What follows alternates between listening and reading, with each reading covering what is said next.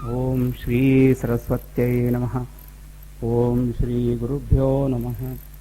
ओम समस्तजनकल्याणे निरतं करुणामयं नमामि चिन्मयं देवं सद्गुरुं ब्रह्मविद्वरम्.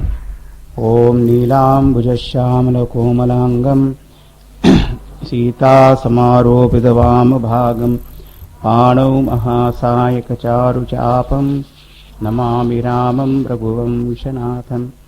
ओम अतुलितबलधामं हेमशैलाभदेहं दनुजवनकृशानुं ज्ञानिनाम् अग्रगण्यं सकलगुणनिधानं वानराणाम् अधीशं रघुपतिप्रियभक्तं वातजातं नमामि. हरि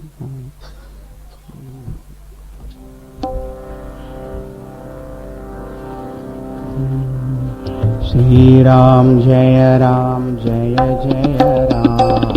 श्रीराम जय जय राम.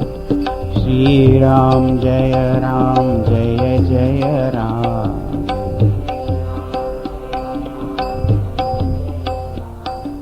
श्रीराम जय जय राम.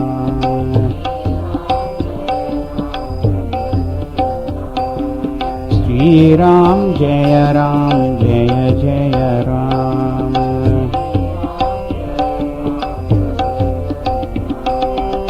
श्रीराम जय जय राम. श्रीराम जय जय राम.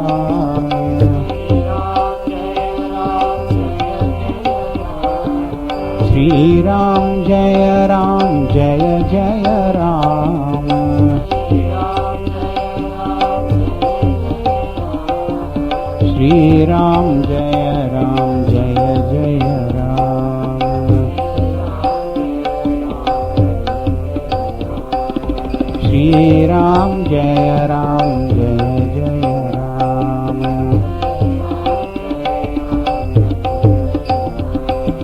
श्रीराम जय जय राम.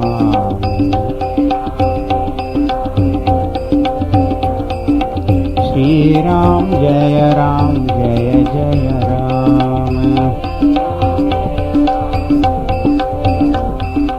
जय जय राम.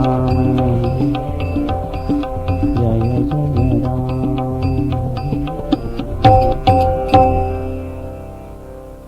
बोलिए सियावर रामचंद्र की जय. पवन सुत हनुमान की जय. बोलो भाई सब संतन की जय.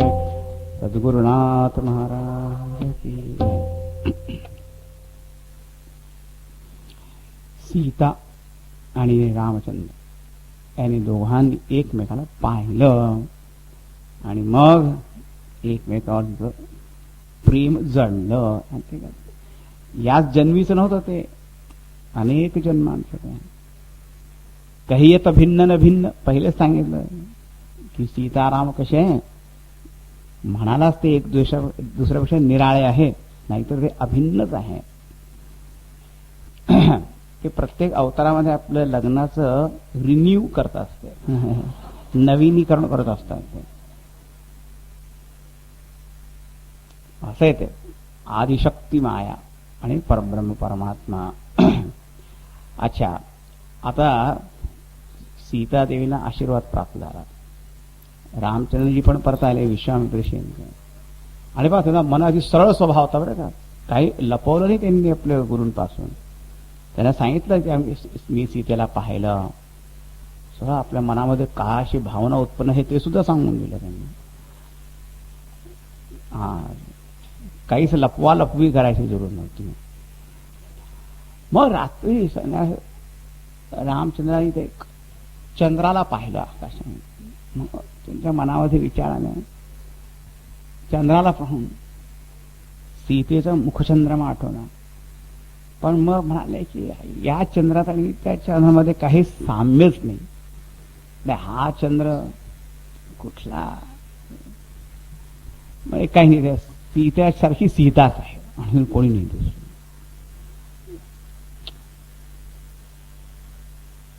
तुम्ही इथे पहा की राम आणि लक्ष्मण दोघं झोपायच्या आधी विश्वामित्र ऋषींची सेवा करत होते. पाहिजे.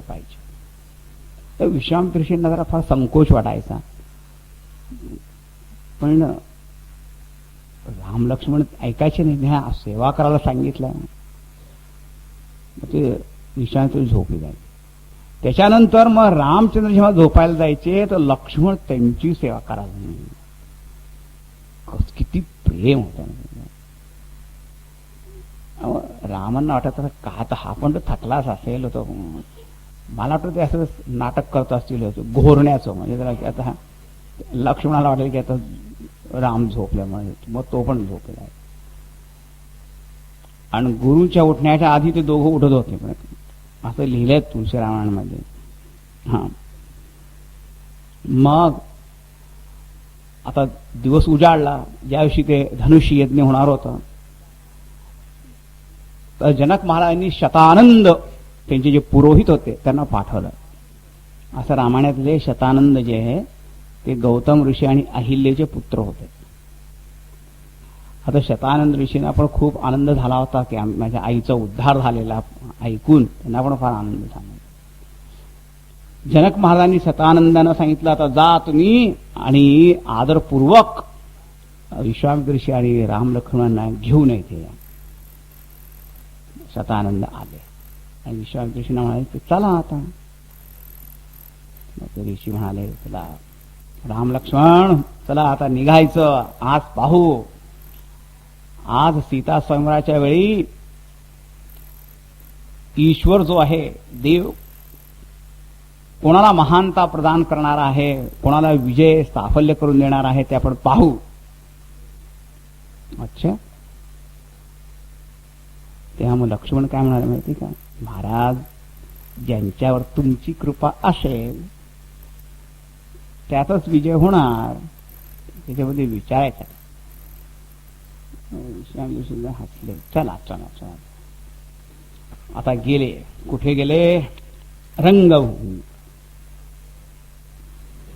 आता रंगभूमीवरती जेव्हा गेले दोघांनी तसा प्रवेश केला. राम आणि लक्ष्मण जसा प्रवेश केला तिथे त्याची सभा होती. मोठे मोठे राजे महाराजे सगळे पण होते. सूर असुर ते सुद्धा राजरूप धारण करून तिथे आलेले होते, बसले होते. राम लक्ष्मणांनी फक्त तिथे आत प्रवेश केल्याबरोबर काय झालं त्याचं इतकं सुंदर वर्णन इथे केलेलं आहे. 240 दोह्यानंतरचे तुम्ही ते ऐका पहा. राजकुंवर तेहि अवसर आये, मनहु मनोहर तातन छाये. कुन सागर नागर बरबीरा, सुंदर श्यामल गौर शरीरा. राज समाज विराज करूरे, उड़गन महु जनु जुग विदु पूरे. जिनके रही भावना जैसी, प्रभु मूर्ति तिन देखी तैसी. देखहि रूप महारन धीर, मनहु वीर रसु धरे शरीरा. डरे कुटिल नृप प्रभु ही निहारी, मनहु भयानक मूर्ति भारी. रहे असुर छल छोनि पवेशा, दिन प्रभु कटकाल सम देखा. पुरवासी न देखे दो भाई, नरभूषण लोचन सुखदाई. नारी बिलो कहीं हर्षिया, निज निज रुचि अनुरूप. जनु सोहत सिंगार धरी, मूर्ति परम रूप. सियावर रामचंद्र की जय, पवन सुत हनुमान की जय. बोलो भाई सब संतन की जय. राजकुंवर तेही अवसर आहे. हे राजकुमार दोघे तिथे आले त्यावेळेस आणि असं काय वाटलं की मनहु मनोहर तातनच्या, असं वाटलं की तिथं साक्षात मनोहरता, सुंदरता, त्यांनी जे दोन रूप घेतलेले, धारण केलेले आहे आणि तेच तिथे प्रविष्ट झालेले आहे. आणि कोणी कोणी सुंदरता असतात पण गुण नसतात, सद्गुण नसतात, पण गुण सांगतात. सुंदर पण आहे आणि सद्गुण संपन्न पण आहे, नागर वरवीरा आणि श्रेष्ठ वीर पण आहे. तर कोणी सुंदर आहे, गुणवान आहे, पण वीर नसतील, बलवान वीरवान वीर्यवान पण आहे, बलवान पण आहे आणि सुसंस्कृत आहे. नागर शब्दाने ते सांगितलं. आणि सुंदर श्यामल गौर शरीरा, एक श्यामवर्ण एक गौरवर्ण, त्यामुळे ते दोघं एकमेकाची शोभा वाढवणारे असे दोघं भाऊ आहेत. आणि असं वाटलं तिथे की राजसमाज बिराज तो रुरे, तिथे राजसमाज आहे. तिथे हे सगळे जे राजा बसले होते ना ते कसे असे ट्विंकल ट्विंकल लिटल स्टार, सगळे ह्याचे छोटे छोटे स्टार सारखे तिथे चमकत होते, प्रकाशित होते. आणि त्यावेळेस असं वाटलं जणू काही दोन चंद्रमा, पूर्ण चंद्र एकाच वेळेस इथे उगवलेले आहे. काय कल्पना आहे, दोन पूर्ण चंद्र, रामचंद्र लक्ष्मणचंद्र, दोन चंद्र तिथे असे जणू काय उगवले एकाच वेळेस. आणि मग काय झालं की जिनके रही भावना जैसी, प्रभु मुहूर्त तिन देखी तैसी. हे प्रसिद्ध चौपाई आहे बरं का, की ज्या ज्या लोकांची जशी जशी भावना होती ना त्याप्रमाणे त्यांना प्रभू रामचंद्र दिसू लागले. थोडंसं वर्णन इथे केलं त्यांनी की जे रणवीर होते, देखही रूप महारण धीरा, जे रणधीर असे वीर पुरुष होते त्यांना वाटलं की जणू काही वीर रसानी शरीर धारण केलं आहे आणि वीर रस इथे प्रवेश करतो आहे. त्यांना वीर रूपात दिसले रामचंद्र. डरे कुटिल नृप प्रभू निहारी, म्हणजे कुटिल राजा होते ना त्यांना भीतीच वाटली. त्यांना वाटलं भयानक रसाने प्रवेश केला इथे. भगवान इतके सुंदर पण त्यांना भयानक मूर्ती दिसायला लागली, कारण त्यांना भीती वाटली ना, त्यांच्या मनामध्ये भीती वाटली. जसं म्हणतात की चोराच्या मनात चांदणे, जर आपल्या मनात काही जर खोट आहे तर तसंच दिसायला लागतं बरं का. मग नाहीतर का, तर एकाला वीररस, एकाला भयानक रसाची भावना झाली. आणि मग डरे कुटिल नृप प्रभू ही नियारी, प्रमणु भयानक मूर्ती भारी, रहे असुर छल छोनी पवेशा. आणि ते असुर पण होते, ते पण राजाचं वेश धारण करून तिथे बसलेले होते. पण त्यांनी जेव्हा पाहिलं त्यांना वाटलं आता काही आपली खरी नाही बरं का, खरं नाही, खरं नाही. त्यांना काल सम, त्यांना रामचंद्र काल समान दिसले बरं का, जसे काही मृत्यूच आहे. आणि मग हे सगळे जे ते नगरवासी होते त्यांना कसं वाटलं की नरभूषण लोचन सुख नाही.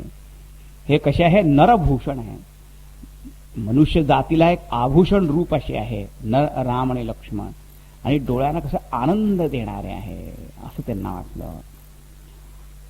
मग तुळशीदासजी एक सांगा की तिथे दुसऱ्या इतक्या महिला पण स्त्रिया बसल्या होत्या, त्यांना काय वाटलं. आता त्यांना काय, कारण तिथे तर लहान मुली पण होत्या, युवती पण होत्या, वृद्धावस्थाच्या सगळ्याच होत्या. म्हणजे की नारी बिलो काही हरशिह निज निज रुची अनुरूप. आता ज्या मोठ्या स्त्रिया होत्या त्यांना मनामध्ये वात्सल्य भाव निर्माण झाला, पुत्रवत पाहायला लागला, कोणाला भावासारखे वाटायला लागले, मित्रासारखे वाटायला लागले, कोणाच्या मनात कांताभाव पण निर्माण झाला. असं पण भाव निर्माण झाला तिथे. पण एक गोष्ट कॉमन, या सगळ्या स्त्रियांच्या मनामध्ये जरी निरनिराळे भाव होते तर पण एक मात्र होतं, सगळ्यांना वाटलं की शृंगार रस धारण करून आला, ते रूप धारण करून आला, इतके सुंदर होतं ना. अच्छा, मग आणखीन पण आहे. आता आणखीन काय ते ऐका.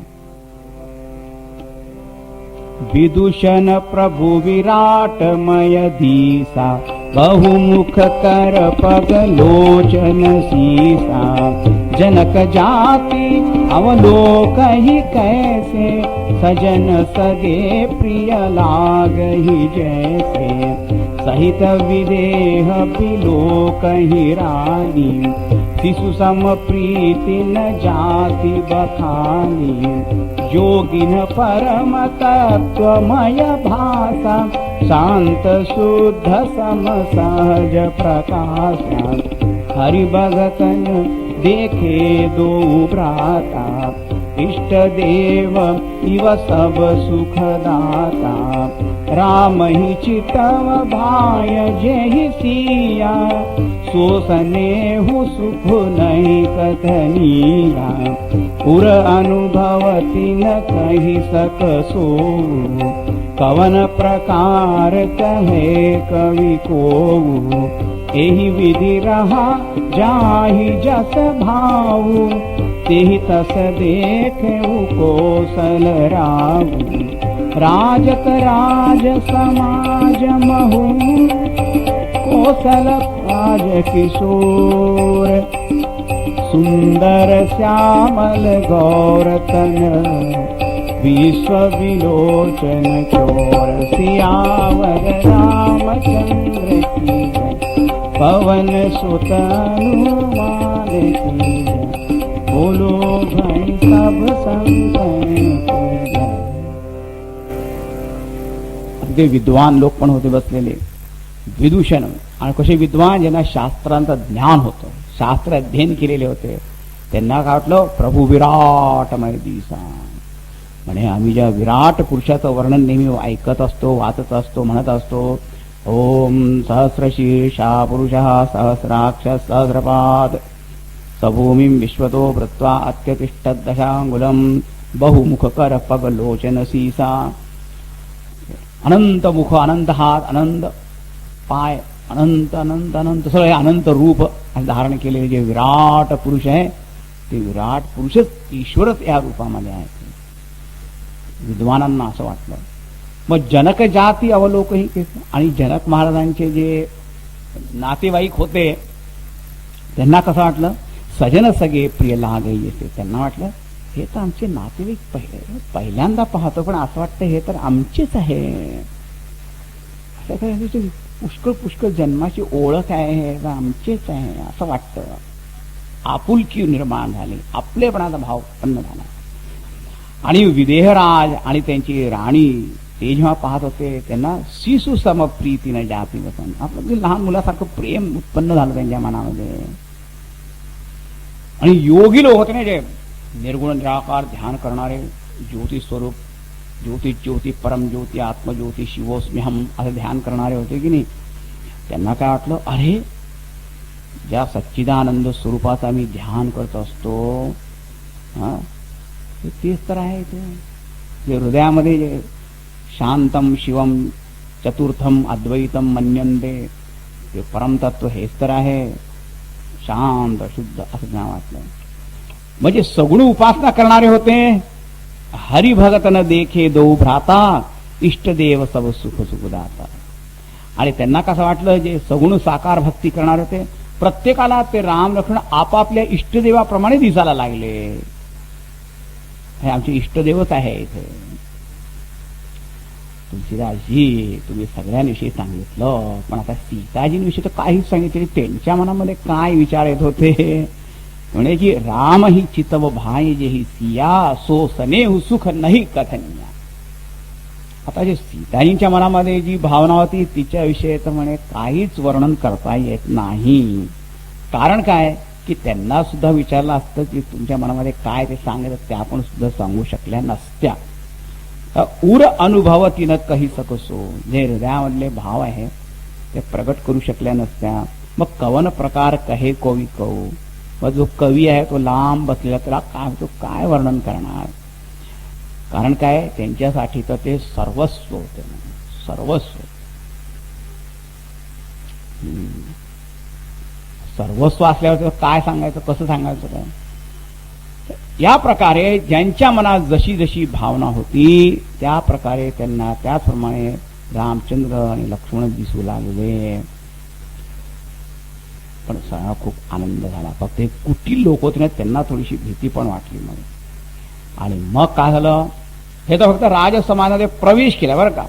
मग पुढे त्यांना घेऊन आले आणि त्या समाजामध्ये उच्च स्थान होतं, मंच होत आहे, त्या मंचावर तिथे घेऊन गेले. आणि मग विश्वामित्र राम लक्ष्मण त्यांना तिथे बसवलं. सब मंचन ते मंचू एक सुंदर विसड विशाल, आणि मुनी समेत दो बंधुत बैठा रे महिपाल. आता काय झालं, की जेव्हा रामचंद्रांना लोकांनी पाहिलं ना, तर मग काय झालं, कशी असं की जणू राकेश उदय भय तारे. जोपर्यंत रामचंद्र जे आले नव्हते ना, तोपर्यंत सगळे जण अशी खूप प्रकाशमान दिसत होते आमच्या. पण जसा चंद्रमा, पूर्ण चंद्रमा जेव्हा आकाशात दिसू लागतो, तेव्हा दुसरे सगळे जे नक्षत्र आहेत ते छोटे छोटे छोटे दिसायला लागतात. पूर्ण लक्ष त्याच्याकडे जात पण नाही, फक्त ते चंद्राकडे पाहतात. त्याप्रमाणे सगळे यांच्याकडे पाहू लागले. मग आणि सगळ्याच्या मनामध्ये एक विचार आला की रामचंद्राचा हात धनुष्य तोडणार, शक नाही, शक म्हणजे शंका नाही त्यामध्ये. कोणी कोणी म्हणायला लागलं की सीताजी यांना पाहतील ना, तर हे धनुष्यभंगाचा पण वगैरे सगळं सोडून आपोआप येऊन त्यांच्या गळ्यात माळा घालतील. असं विचार करून आता इथं बसण्यात काही फायदा नाही. असं विचार गवनहू घरभाग. चला आपला घरी चला, एकमेकात चलायचं का, कार्यक्रम संपला समजा. त्याला फॉर्मॅलिटी आहे, आपल्याला बसण्यात काही. चला चला, पण उगीच आपलं यश, प्रताप, बल, तेज सगळ्याची हानी होईल, तर काय उगीच आपलं उपहास सहन करण्यापेक्षा इथं निघून जाणं बरं. पण तिथे दुसरे पण राजा होते ना, जे असुर वगैरे टाईपचे राजा, जे अविवेक अंध अभिमानी, अविवेकी आंधळे अभिमानी असे होते. ते म्हणाले, काय म्हणता, धनुष्य न तोडता लग्न होणार, असं कसं शक्य आहे. ते प्रण ठेवलेलं आहे, धनुष्य भंग केल्याशिवाय लग्न होणं होऊ देणार नाही. काल जरी इथे समोर आला आमचा काल, तर त्याला सुद्धा आम्ही जिंकून घेऊ. हो, पण जे धर्मशील हरिभक्त असे राजा होते, त्यांना हसू आलं जरा. ते म्हणायला लागले, काय व्यर्थ मरहू जनी गाल बजाई. उगीच काहीतरी बडबड बडबड बडबड काय करू, नुसत्या काल्पनिक लड्डू पेढ्याने तुमची काही भूक मिटणार नाही बरं का. खरं तुम्ही आमचा उपदेश ऐका, आमची शिकवणूक ऐका. हे रामचंद्र आहे, हे साक्षात जगत पिता आहे, आणि ही सीता जी आहे ती जगत जननी आहे, जगदंबा. आपले हे तर माता पिता आहे, आपले लीला धारण करून आलेले आहे, तर हे त्यांचं लग्न होणार आहे. आणि मग जगत पिता रघुपती विचारे, आज तुम्ही आपल्या डोळ्यांना तृप्त करून घ्या की आज आम्हाला आमच्या जगत पिता जगन्माता यांचं एक लीलेमध्ये हे लग्न पाहायला मिळतं आहे. केवढे सद्भाग्याची गोष्ट आहे. आज आमचा जन्म सफल झाला असं आम्हाला वाटतं. तुम्ही दुसऱ्या गोष्टी काही करू नका. पण ते काढतात स्वतः कमजोर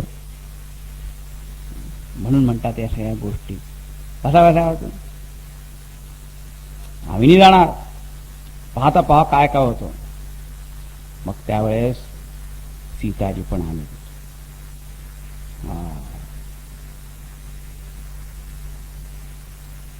त्यांचं सुंदर रूप पाहिलं, त्या सगळ्या राजांच्या मनामध्ये कामना निर्माण झाली की माझं लग्न यांच्याशी झालं पाहिजे.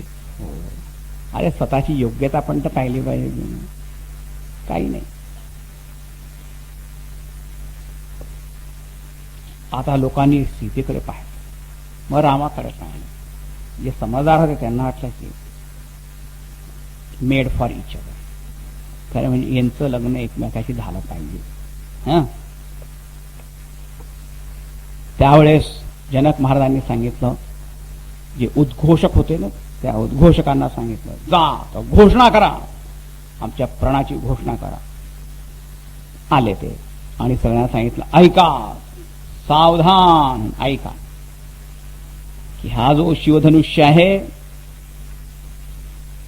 फारच मोठा वजनदार धनुष्य आहे. हे धनुष्य आहे, हे शिवधनुष्य पहिले शंकरांजवळ होतं, शंकर भगवान त्यांनी मग परशुरामांना दिलं होतं. आणि मग परशुरामांपासून जनक महाराजांकडे आलं होतं असं त्याची कथा आहे दिलेली. तो भावार्थ रामायण वगैरे वाचाल त्याच्यामध्ये दिलेली आहे ती विस्तारपूर्वक. परशुरामांनी यांच्याचकडे देऊन दिलं होतं.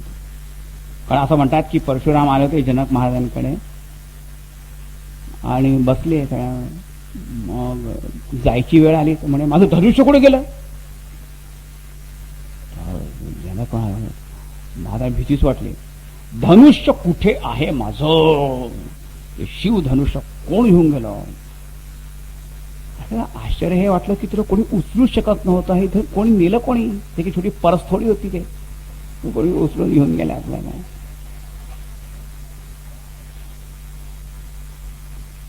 मग जनक महाराज म्हणे जरा थांबा थांबा, मी आता जरा विचारपूस करतो. महाराजांना एन्क्वायरी कमिशनची माहिती तर होती. लगेच त्यांनी एन्क्वायरी केली. तर पाहिलं काय, त्यांची छोटीशी कन्या सीता ती उचलून घेऊन गेली होती आणि घोडा खेळत होती त्याच्याशी. जनक महाराज आले आणि महाराज पत्ता लागला. तेव्हा जी कन्या आहे ना ती सीता ती घेऊन गेली. तो पाहतच राहिले. काय छोटी मुलगी. परशुराम समजून गेले की तो जगदंबाच असणार. त्यामुळे पहा जनक महाराज तुम्हाला सांगतो, आता हे धनुष्य मी इथेच ठेवून जातो. कारण माहिती फक्त भगवान विष्णूशिवाय कोणी त्याला काही करू शकणार नाही. म्हणजे जो कोणी हे धनुष्य भंग करेल ना त्याच्याशी सीतेचा विवाह करायचा असं तुम्ही हे करा असं सांगून येऊन गेले. तर त्यापूर्वी पण पुष्कळ लोक राजे येऊन गेले होते पण कोणी काही करू शकलं नव्हतं. पुन्हा पुन्हा आयोजन होत होतं पण काही नाही, निष्प्रयोजन होत होतं. आता ह्यावेळेस पुन्हा आलं होतं. उद्घोषणा केली की बाणासूर रावण आदी असं म्हणण्यासाठी की रावण सुद्धा एकदा येऊन गेलेला होता तिथे पण काही झालं नाही असं म्हणतात. बाणासूर पण येऊन गेला होता. आता काय झालं की घोषणा केली जो कोणी धनुष्य भंग करेल त्याच्याशी सीतेचा विवाह होईल. बस अनेक राजा एकदम उठून उभे राहिले बरं का. 60% पहिली मीच गेलं पाहिजे ते नाही, दुसरा कोणी उचलेल तर मग रांगेत उभा राहा पहिले सगळ्यांना. लाईन फॉर्म ए क्यू नाव. जो पहिला नंबर होता त्याला खूप आनंद झाला की मी पहिला. लगेच तिने असं आपलं कमरेला पट्टा सगळं बांधून टॉक टॉक करत गेला. तिथे सगळ्यांकडे पाहिलं. आपले क्रिकेट बॅट्समन वगैरे जातात की नाही पहिल्या होती बॅट फिरवत फिरवत फिरवत फिरवत आणि सगळं पाहतात. पहिल्याच बॉलवर क्लीन बोल्ड दाखवतात मोठे मोठे. गेला पाहिलं त्यांनी पहिले दाखवायला सुरुवात केली की मी याला असं उचलून घेणे. एक हात स्वतःचा हातच वर आला बरं का. धनुष्य तिथे तिथे समजा काय झालं. उजवा हात दोन्ही हात. तुम्ही सगळ्याच्या नाटकामध्ये किंवा नृत्याच्या मध्ये सगळं खूप वर्णन पाहिलेलंच आहे. एक घ्या काय होतं की त्याच्या मागे जो उभा होता ना तो देवाला प्रार्थना करत होता याच्याकडून उचलून जाऊ नये, याच्याकडून उचलून जाऊ नये. आता इतके सगळे मागे जे प्रार्थना करत होते की याच्यातून उचलून जाऊ नये नये नये नये बस गेला आपला तो पहिला डाऊन.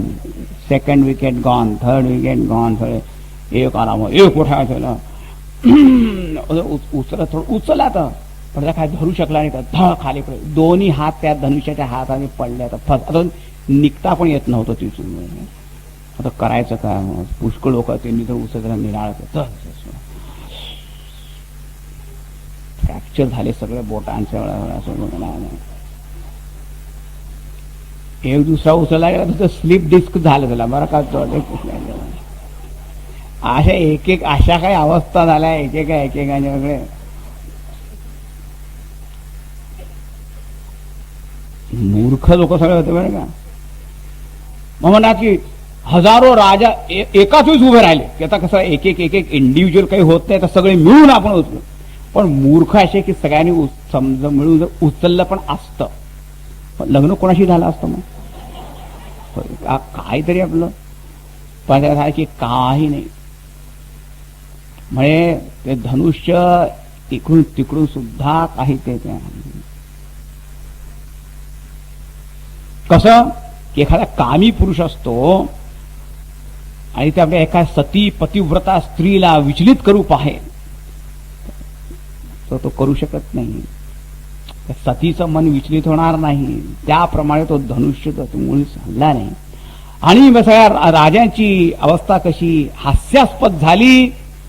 म्हणे बिनुबिराग संन्यासी, जसं कोणी संन्यासी असेल, वैराग्यरहित कोणी संन्यासी असेल तर त्याची अवस्था कशी उपहासास्पद होते, त्याप्रमाणे झाली. आपल्या त्या असे येऊन बसले आपले खाली मानकन.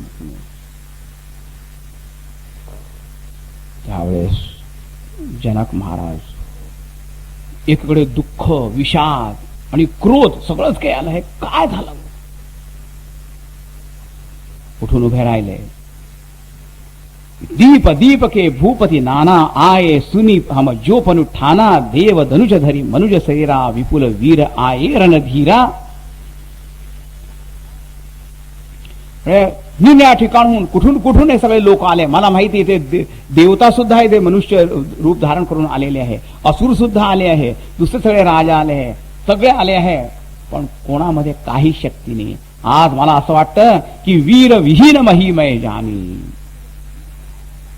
आज या पृथ्वी तलावावर कोणी वीर पुरुषच राहिला नाही. जर मला माहित असतं असं तर मी असा प्रण ठेवलाच नसता.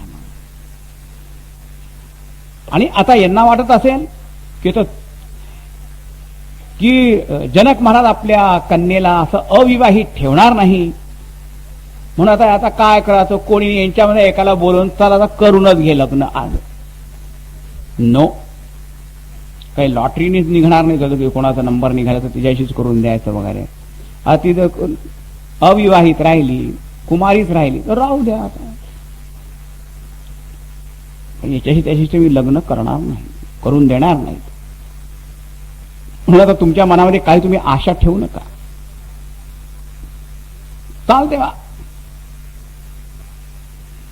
असं जेव्हा त्यांनी म्हटलं ना, वीर विहीन महिमे जाणी. आता लक्ष्मणाने ते ऐकलं.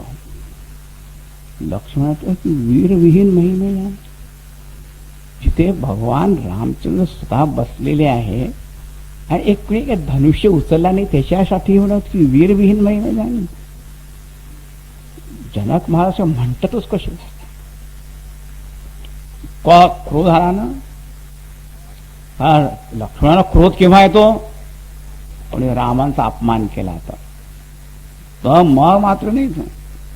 आपल्यासारखे नाहीये की आपल्याला कोणी काय म्हटलं तर राग गेले, आणि दुसऱ्याला कोणी आपल्या धर्माला, देवाला, गुरुला काही पण म्हटलं तर काय ठीक आहे, आपण अगदी स्थितप्रज्ञ होतो त्यावेळेस. तर केव्हा क्रोध आला पाहिजे ते सुद्धा माहीत असलं पाहिजे. बरं का, क्रोध आला तर पहिले त्यांना वाटलं आता तुम्ही बोलू की नको बोलू, पण आता ते सहन नाही होत. उठले बरं, पण त्या अवस्थेत सुद्धा त्यांनी रामचंद्राला पहिले नमस्कार केला. आता मी बोलू द्या, आता मला काय बोलले ते पाहतो जरा. 252 दोह्यानंतर आफ्टर 252 रघुवंशी न महु जह को होई, ते समाज अस कह इन कोई, कही जनक जसी अनुचित बानी, विद्यमान रघुकुल मनि जानी, सुनहु भानुकुल पंकज भानु, कहूँ सुभाव न कछु अभिमानु, जो तुम्हारी अनुशासन पावो, कंदुक इव ब्रह्मांड उठावो, काचे घट जिमि डारऊ पोरी सकऊ मेरु मूलक जिमि तोरी तव प्रताप महिमा भगवान को बापुरो पिनाक पुराण नाथ जानी अस आय सुहोगु कौतुक करऊं बिलोकी असोहु कमल नाल जिमि चाप चढ़ाऊं जो जन सत प्रमाण लय धाव तोरो छत्र कदंड जिमि तव प्रताप बलनाथ जौन करो प्रभु पद सपथ करन धरो धनुष सियावर रामचंद्र की जय पवन सुत हनुमान की जय बोलो भाई सब संतन की जय।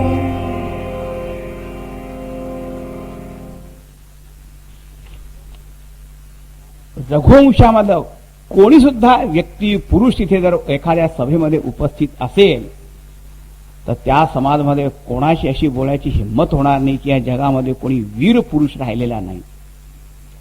रघुवंशात कोणी सुद्धा एक पुरुष असेल आणि इथे तर रघुवंश विभूषण भगवान रामचंद्रजी इथे विद्यमान असताना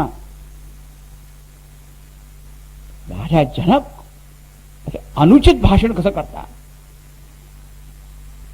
भगवान रामचंद्रजी तुम्ही ऐका, मी अभिमानाने सांगत नाही पण जे सत्य आहे तेच सांगतो.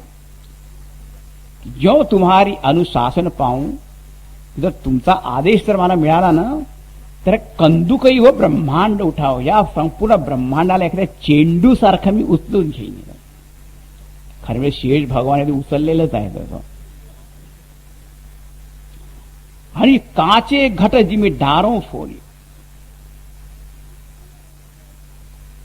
आणि कच्चा घट असतो ना साहेब, मातीचा घट, त्याला आपण असं जमिनीवर आदळून फोडू शकतो, तोडू शकतो. त्याप्रमाणे या ब्रह्मांडाला उचलून मी खाली पटकवून त्याला तुरून टाकू शकतो.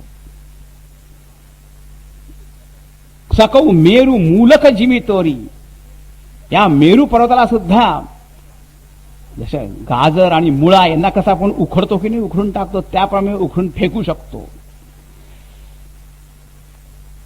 तव प्रताप महिमा भगवान, आणि हे सगळं काय माझ्या बलाने सांगत नाही, तुमच्या महिमेमुळे. तर हा एक कुठला जुना पुराणा कबाडखान्याहून एक धनुष्य आणला इथे ठेवलेला आहे. को बापुरो पिनाक पुराणा, एक कोणी उचलू शकत नाही, त्याच्यासाठी एवढं म्हणतात आहे की ब्रह्मांडाला उचलून फेकू शकतो, तोडू शकतो. ते धनुष्य कुठला. भगवान तुम्ही मला फक्त एक आज्ञा द्या, म्हणजे तुम्हाला सगळ्यांना कौतुक दाखवतो. या धनुष्याला असं कमळाच्या फुलाला कसं आपण उचलतो आणि त्याची दांडी कशी असते, त्याला हलकन त्याला उचलून घेतो आणि धावू शकतो, त्याप्रमाणे या धनुष्यबाणाला घेऊन मी पृथ्वी प्रदक्षिणा करून येऊ शकतो. काय त्याचं मोठं हे यांना स्लीप डिस्क होते, तर मी काय करू त्याला.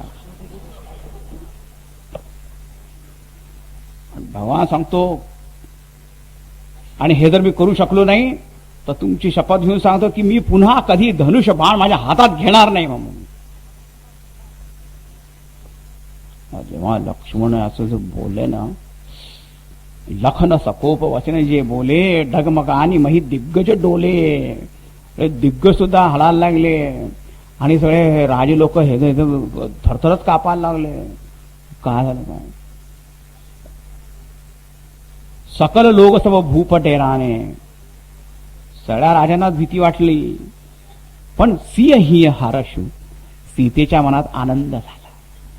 आणि जनक सकुचने, जनक महाराजांना पण संकोच वाटला. त्यांना अरे खरं मी विसरूनच गेलो काय, त्या काय रामचंद्रजी पण इथे आहे.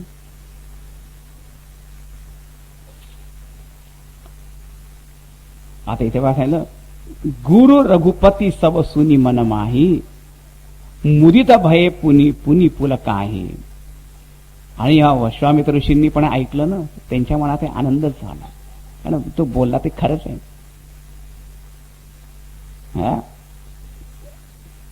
सयन ही रघुपती लखनू निवारे, पण रामचंद्राने काय केलं, फक्त त्याला एक संकेत, you have done your job, बस माझ्याजवळ, तुझं काम झालं आता, बस माझ्याजवळ इथे ये. प्रेम समेत निकट बैठा रे. आणि प्रेमाने काय आपल्या जवळ बसलं, म्हणजे त्यांना पण राग नव्हता आला त्याच्यावर. जे बोललं ते खरंच ते बोलणं. मग आता विश्वामित्रशी, आता याच्यावरून तुम्हाला काय काय समजलं पहा. भगवान रामचंद्र जे आहे त्यांचा संयम आहे ना, ते सगळे राजा उठून जेव्हा गेले तर लगेच रामचंद्रजी उठून गेले का तसे नाही. त्याच्यामध्ये अरे सगळे काय चालले आणि तुझं झालं तर मग मी काय करू असं या मनामध्ये काही नाही. आणि जोपर्यंत गुरु आज्ञा देणार नाही तोपर्यंत जायचं नाही. पण गुरुच्या आज्ञेमध्ये राहणारे शांत बसले होते. मग आता गुरुंनी का आज्ञा पहिले दिली नाही, कारण गुरूंना माहिती होतं की यांच्याकडनं कोणाकडनं होणार नाही येते. पण जर त्यांनी पहिल्यांदाच जर रामचंद्रांना जर पाठवलं असतं आणि त्यांनी जर धनुष्य उचललं असतं तर दुसरे राजा काय म्हणाले असते, काय आम्हाला चान्स मिळाला नाही, याच्यामध्ये काय आम्ही सुद्धा करू शकलो असतं असे म्हणाले असते. पण आता ते कोणीच काही करू शकत नाही. आणि मग भगवान रामचंद्र त्याला करतील तर मग त्यांची श्रेष्ठता स्थापित होईल. तर त्यांचं काम काय, आपलं भगवंताचे यशगान, यश सगळीकडे पसरलं पाहिजे हीच त्यांची पण इच्छा आहे. म्हणून पहिले नाही पाठवलं. अच्छा, मग आता विश्वामित्राने समजलं की आता योग्य वेळ आली आहे. मग योग्य वेळ आली म्हणून मग काय म्हणतात, विश्वामित्र समय शुभ जानी, बोले अति स्नेहमय बानी, उठहु राम भंजहु भव चापा, मेटहु तात जनक परितापा, सुनि गुरु वचन चरण सिरुनावा, हर्षु विषादुन कछूर आवा, ठाड़े भय उठी सहज सुभाए, थवनी शुभा मृगराजु लजाए, उदित उदय गिरिमंच पर, रघुवर बाल पतंग, विकसे संत सरोज सब, हर्षे लोचन भंग, सियावर रामचंद्र की जय, पवन सुत हनुमान की जय, बोलो भाई सब संतन की जय. विश्वामित्र समय शुभ जानी. आता विश्वामित्रांना वाटलं की आता योग्य वेळ, शुभ वेळ आली आहे. अत्यंत प्रेमाने ते रामांना काय म्हणाले, उठहु राम, हे राम उठ, भंजहु भव चापा, हे शिवधनुष्य भंग करताय शिवधनुष्याने, आणि मेटहु तात जनक परितापा, आणि जनक महाराजांच्या मनामध्ये ही चिंता, व्याकुळता, संताप सगळं काही भरलेलं आहे, त्याला असं नष्ट करणं. अशा असं ऐकल्यानंतर सुद्धा एकदम काय असे राम म्हणाले, केव्हाची मी वाटत पाहत होतो की केव्हा सांगतील की मी आता लगेच जो धावत गेलो तिथे काय, असं पण काही नाही. सुनी गुरु वचन चरण सिरुनावा, ऐकलं, उभे राहिले, मग मस्तक वाकवून आणि प्रणाम केला आपल्या गुरुदेवांना. हर्ष विषाद न कशोरावा, कोणतं म्हणजे हर्ष विषाद काहीच नव्हता. म्हणजे काय असं हर्षदात असं मी करणार, आणि अशी पण भीती नव्हती जर करू शकलो नाही तर काय होईल, दोन्ही नाही, हर्ष नाही विषाद नाही काय. आणि सहज उभे राहिले, जसे काय थवनी जुबा मृगराज लजारे, जसं कधी तुम्ही मृगराज सिंहाला पाहिलं का कधी चालताना, कसं पाहिलं का तुम्ही कोणी, पिंजऱ्यात नाही, सर्कशीमध्ये नाही, जंगलामध्ये तेव्हा पाहायला पाहिजे त्याला. मी तर पाहिलं, मिस्टर मिसेस लायन दोघांना आधी सकाळी मॉर्निंग वॉकला जात होते ते. खरोखर सांगितलं, खोटं नाही सांगितलं. इथे ईस्ट आफ्रिकेमध्ये व्हेरी काय असते मृगराज, त्या सिंहाची जी गती आहे चालण्याची जी ढब आहे त्याला सुद्धा विश्लेषण हरवून देणार आहे. असे भगवान हळूहळू कॉन्फिडन्स स्टेप्स चालले आपले. उदित उदयगिरी मंच पर रघुवर बालपतंग. आणि इथं पुढे तर इतकं साहित्य रस भरलेलं आहे सगळ्यात. उदयाचल असतो की नाही, ज्या पर्वताच्या मागून चंद्रमाचा उदय होतो किंवा सूर्याचा उदय होतो, सूर्याचा उदय विषय उदयाचल म्हणतात त्याला.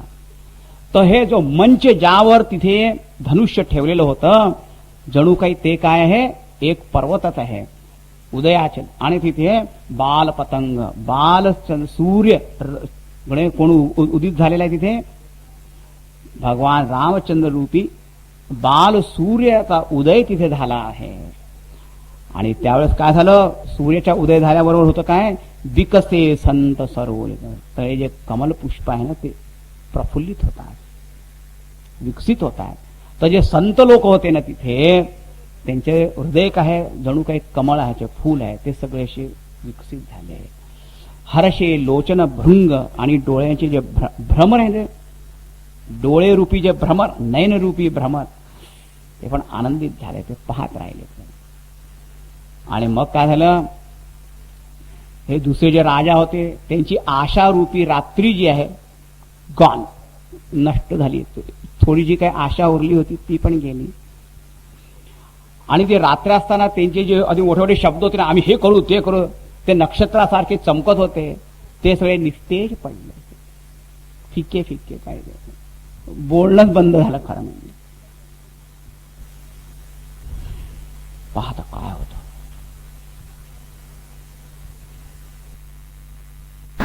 अजूनही काही लोकांच्या मनामध्ये होते की बहुतेक यांच्या हातून पण होणार नाही, झालं नाही पाहिजे. पण असं काय काय म्हणजे फक्त आमचा उपहास झाला तर यांचा पण उपहासच झाला पाहिजे, हे सगळ्या प्रकारचे लोक असतात.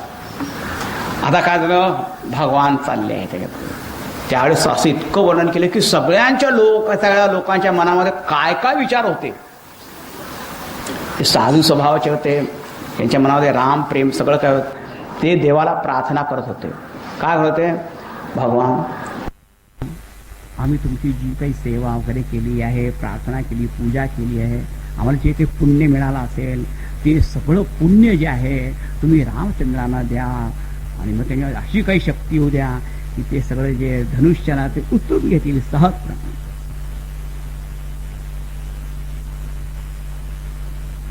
अशा वेळी सीतेची जी आई होती तिच्या मनामध्ये धुकधुक निर्माण झाली की काय आज झालं काय, या विश्वामित्र ऋषींना काय झालं आहे, या जनक महाराजांना काय झालं, हे सगळे विद्वान ज्ञानी म्हणवले जातात, यांच्या काय झालं काय. तिथे मोठे मोठे सगळे लोक हारले, त्या लहान मुलाला इथे पाठवतात, हे किशोर आहे मुला पाठवतात, ते तो कसं काय करेल, त्याला काय समजत नाही. त्याची विचारशक्तीच नष्ट झालेली दिसते आहे.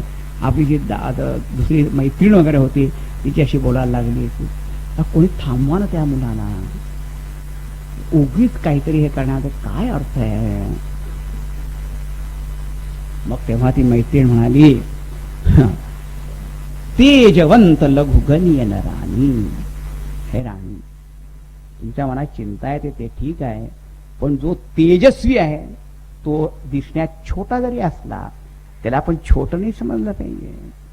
तेजवंत लघुगणीय राणी. जसं सकाळी सकाळी जेव्हा सूर्याचा उदय होतो तेव्हा सूर्योदय किंवा छोटासा दिसतो, पण सगळ्या जगाचा अंधकार दूर करण्याची शक्ती त्याच्यामध्ये आहे. एक मंत्र आहे, मंत्र किती छोटासा असतो ना, राम राम, बस एवढं मंत्र आहे. किंवा ओम नमः शिवाय, छोटे छोटे मंत्र आहे, पण त्या मंत्रामध्ये किती शक्ती आहे. ईश्वराला सुद्धा आपल्या अधीन करण्याची शक्ती त्या मंत्रामध्ये आहे. एवढा मोठा हत्ती पण त्याला आपला अधीन ठेवतो तो महावत एक छोट्याशा अंकुशाच्या द्वारे, है ना. तो अंकुश छोटासा असतो पण पुन्हा हत्तीला आपला वश ठेवतो. चिंता करू, रामचंद्र जी अशी छोटे जरी दिसत असले तर हे तेजस्वी आहे, तुम्ही काळजी करू नका. ते वचन ऐकल्यावर त्या राणीच्या मनामध्ये थोडस शांती झाली. अरे खरं त्यांना पहिले वाटत तर होतं, पण एखादा स्वभाव असतो ना की ज्याच्यावर प्रेम असतं त्याच्यावर नेहमी शंका होईल की नाही. आणि आता त्यावेळेस सीताजींच्या मनामध्ये काय आलं, सीताजी म्हणाला, आता हे दुसरे राजा काय म्हणत होते, की आमचं पुण्य यांना मिळावं, यांना नवीन शक्ती मिळावी आणि मग ते काय ते त्या धनुष्याला उचलू शकतील. सीताजी माका म्हणाले, गणेश भगवान, पार्वती देवी, मी तुमची सेवा केली, आतापर्यंत मी कधी काही मागितलं नाही. आता तुम्ही एक काम करा की त्या धनुष्याला हलकं करून द्या, हलकं फुलकं, म्हणजे मग ते रामचंद्र सहज उचलून घेते. हे बा, एकाने काय झालं की यांना शक्ती द्या म्हणजे ते उचलू शकते, त्यांनी काय म्हटलं की हलकं होऊ द्या. जगामध्ये दोन प्रकारच असतात ना, आपल्या समोर जेव्हा समस्या येतात तेव्हा काय असं, एकाला वाटतं की समस्या येऊच नाही असं वाटतं, कष्टपीडा म्हणून. दुसरे काय म्हणतात, येऊ द्या पण आमच्या शरीरामध्ये मनामध्ये अशी शक्ती असली पाहिजे की कोणती सुद्धा समस्या आली तरी आम्ही त्याला तोंड देऊ शकतो, अशी सामर्थ्य आम्हाला द्या, आहे की नाही. आता हे म्हणा ते म्हणा, प्रॉब्लेम हल झाला पाहिजे, दूर नष्ट झाला पाहिजे, समस्या दूर झाली पाहिजे. सीतेला एकदा वाटतं की उचलू शकतील की नाही, आणि जर जर कधी नाही उचललं तर मग काय मला ते मिळणारच नाही. नाही नाही नाही नाही नाही, जेही के जेही परसत्य सनेहू सो तेही मिलई न कछु संदेहू. ज्याचं ज्याच्यावर अगदी शुद्ध निश्चयात्मक असं प्रेम असतं, अचल दृढ, त्याला ती वस्तू जरूर मिळते, अवश्य मिळते, असं मी ऐकलेलं आहे. मग माझं यांच्यावर प्रेम आहे, यांना सोडून मी दुसऱ्यांचं वर्ण करू शकणार नाही, असं या मनामध्ये आलं. मग मिळतील, मला मिळतील. मग पार्वती देवीची पण आठवण आली, तिने पण मला वर दिलेला आहे, मग काय मी याची काळजी करते, असं झालं. मग भगवान हळूहळू जातात. एक दृष्टी त्यांनी हळू सीतेकडे पण टाकली बरं का, आणि त्यांच्या चेहऱ्याची व्याकुळता पाहिली. मग त्यांना वाटलं आता लवकर केलं पाहिजे बरं का, आता जास्ती वेळ जर लावला तर मग already they are nail biting, सगळे आपापल्या सगळ्यांची चाललंय आता काय. मग पहा 260 दोहा झाला. त्याच्यानंतर देखी विपुल विकल वैदेही निमिष बिहात कल्प समते. एक एक क्षण जो आहे तो एक एक कल्पासारखा वाटतोय त्या सीतादेवींना. मग रामचंद्रांना वाटलं की आता जर मी आणखी जर उशीर केला तर मग काय की तृषित वारी विनुजो तनु त्यागा. पण तहानेला झालेला आहे आणि पाणी मिळालं नाही आणि मेला, प्राण त्याग, आणि मग तिथे नदी वाहू लागली तर काय फायदा. मुये करे का सुधा तळागा. आणि का वर्षा सब कृषी सुखाने, योग्य वेळी पाऊस पडला नाही आणि मग सगळी जी शेती आहे ते सगळी वाळून गेली, मग त्यांना तर अकाल वर्षाधी होत, काय त्याचा फायदा. आणि समय चुकी पुनी का पछिताने, वेळ निघून गेल्यावर मागून पश्चाताप करण्यात काय फायदा.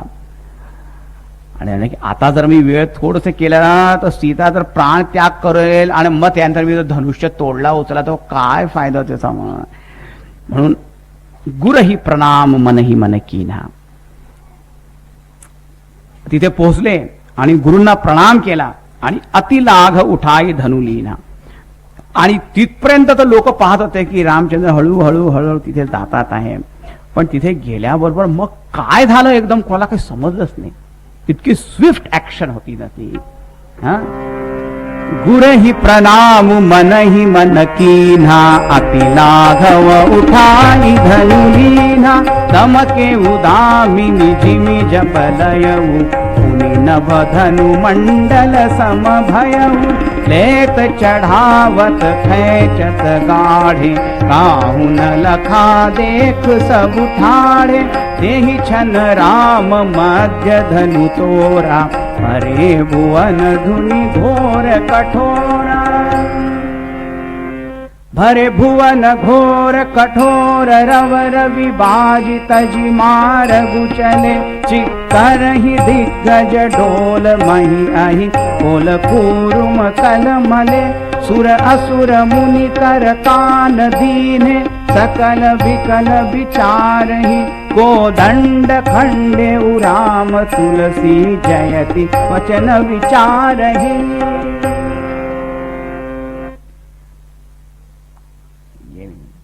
प्रणाम केला तिथे सुद्धा गुरुया. आणि तेव्हा केव्हा वाकले आणि केव्हा तो धनुष्य उचलला, केव्हा त्याला असं वाकवला आणि तो केव्हा एकदम भंग झाला ते कोणाला काहीच समजलं नाही. एका क्षणात एकदम काय एक वीज चमकून गेली आणि एक भयंकर आवाज उत्पन्न झाला तिथे. देत चढावत खैचत घाडे काऊन लखा देखू सब ठाडे तेही छन राम मध्य धनु तोरा भरे भुवन घोर कठोरा. एकदम पाहिलं सगळ्यांनी काय झालं, धनुष्य तुटलं ते धनुष्य समोर टाकलं त्यांनी. मग भगवान हे सगळं पाहत नाही, काही नाही झालं, तर तुटला, ठेवलं. धनुष्य तुटला तर काय करायचं, ठेवून दिलं तिथे. राजाधिराज रामचंद्र भगवान की जय. सगळे जय जयकार करू लागले. विश्वामित्र ऋषी, लक्ष्मण, काय आनंद, किती आनंद राहत, पाहतच राहिले.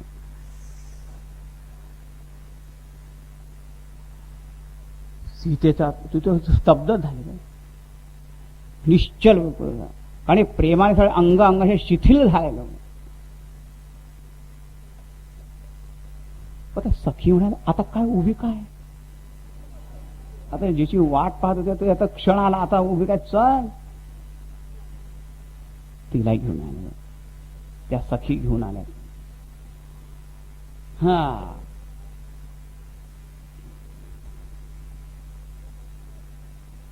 सुनत जुगल कर माल उठाई, माळ त्याने असं हातात धरलं, पण प्रेम विवस पहिराई न जाई. प्रेमाने असे अंग शिथिल झाले होते की ते गळ्यात माळ घालायची घेत होते, काही होतच नव्हतं, हातच जसं काही वरच जात नव्हतं.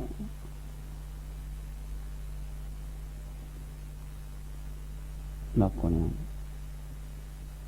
घाल ना,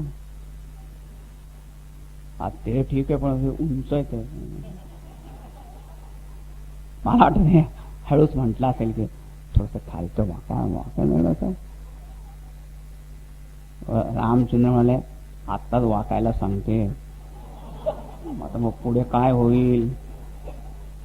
ते आपलं प्रेमाने थोडस खाली वाकलं. रघुवर उर जयमाल देखी देव बरिशही सुमन, सकुचे सकल भुआल जनु बिलो की रवि कुमुद गण. बोले सियावर रामचंद्र की जय. आता सीता राम यांचं विवाहात त्या धनुष्य भंगाच्या अधीन होता ना, तर ते तर झालं, आता त्यांचं लग्न झालं. आता सगळे पुष्पवृष्टी व्हायला लागले, सगळे संगीतकार सगळे संगीत गाऊ लागले आणि वाद्यवृंद सगळे व्हायला लागले, आनंद व्हायला लागला सगळंच काय. मग त्यांनी सांगितलं की सीताई तुम्ही वरमाळ घातली, आता त्या पतीला नमस्कार करायचा असतो, त्याला नमस्कार करा, त्यांच्या चरणांना प्रणाम करा. गौतमती गती सुरती करी नाही पर सती पग पाणी, अन्मन बिहसे रघुवंश मनी प्रीती अलौकिक जानी. पती सीताई नमस्कारच करत नव्हती लवकर, म्हणजे यांच्या मी चरणाला प्रणाम करणार नाही का म्हणे. मी ऐकलंय की यांची चरण कमल धुली जरा विलक्षणच आहे. अच्छा काय झालं म्हणे, त्या अहिल्याचा उद्धार झाला. ती शिला होती, ती स्त्री झाली. आता मी कुठे स्त्री कुठे शिला न होऊन जाव, तर आता काय जर उलटच काय झालं तर मग काय होईल. म्हणजे मी ज्याच्यासाठी एवढं हे लागणार, याच्यासाठी केला होता अट्टहास वगैरे असं म्हणतात. इतकी आशा धरून की यांच्या लग्न माझं शिला जर उलट काय झालं तर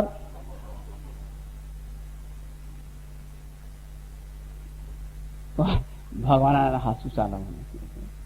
काळजी नका करू, मग प्रणाम केला. बरं आता पहा यांचं लग्न झालं, किती चांगलं झालं बरं का लग्न. त्यावेळेस आता हे दुष्ट राजा होते ना, आता कमीत कमी आता आपली हार मानायची आणि मग सगळ्यांना अभिनंदन करतात, कंग्रॅच्युलेशन.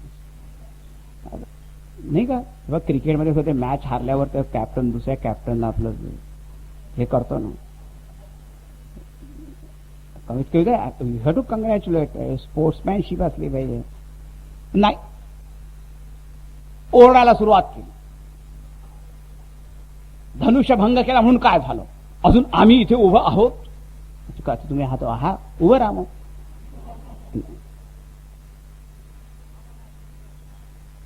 आम्हाला जिंकल्याशिवाय आम्ही या राजकुमारीला घेऊन जाऊ देणार नाही. रामचंद्रांनी त्यांनी लक्षच दिलं नाही. ते आपले चुपचाप जाऊन आपले बसले आपले विश्वामित्र ऋषी जवळ. आता काय झालं, आता हे काय रसभंग होतो आहे. जनक भाग अरे काय हे कसे निर्लज्ज लोक हे सगळे. इतकं झाल्यानंतर अजूनही काही लाज काही वाटत नाही. पण आता उगीच आता कोलाहल निर्माण झाला. सीता म्हणायला लागली, हे काय आता की नवीन व्यवधान. लक्ष्मणाला राग येतच होता, पण तेवढ्यात एक सूचना आली. परशुराम महाराज येत आहे. परशुरामाचं नाव घेतल्याबरोबर त्यांची सिट्टी पिट्टी गुम. कारण तुम्हाला ते परशुरामांचा अवतार होता आहे. सगळ्या क्षत्रिय लोकांना सगळ्यांना धडा शिकवणार. 21 वेळा पृथ्वीला निक्षत्रिय करून टाकलं होतं. तो जे परशुराम ऐकल्यावर हे सगळ्या राजांची बंद झाली बरं का. आणि ज्या राजांना पहिले अगदी दरवाजा पाशी बसवलं होतं त्यांना त्याचं वाईट वाटत होतं की आम्हाला दरवाजा पाशी बसवलंय. आता ते फार खुश झाले की लवकर पळता येईल तिथून. आता तर परशुराम आले आतमध्ये. आणि परशुराम त्यांचं अशी ती कीर्ती अशी होती की कोणाकडे प्रेमाने जरी पाहिलं तर तो वाळून जायचा. अगदी त्याला प्रेमाने सुद्धा कोणाकडे पाहिलं ना, त्याला गेलो रे गेलो मी. लगेच त्यांना कोणी प्रणाम केलं. आणि काही काही राजा त्या सिंहासनाच्या खाली जाऊन लपूनच बसले तिथे. परशुराम आले आले सगळ्या जुजुरे राजा आपण जाऊन प्रणाम करतो. ठीक आहे.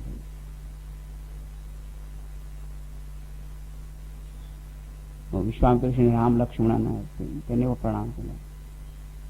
खूप आनंद झाला. मग पाहिलं धनुष्य. लगेच जनक धनुष्य कोणी तोडलं. जनक महाराज आता काय सांगायचं. लक्ष्मण तिथे फार मोठा संवाद आहे बरं. लक्ष्मण परशुराम मोठ्याच्या जायची की जास्त आवश्यकता नाही. लक्ष्मण म्हणाले, महाराज काय सांगायचं, रामचंद्रजी पण आहे. लक्ष्मण काही बोलणार होते, रामही थोडं थांबले. राम म्हणाले, महाराज आपलाच कोणी सेवक असेल त्यांनीच हे धनुष्य तोडलंय. सेवकाचं काम मालकाच्या वस्तू तोडणं असतं का?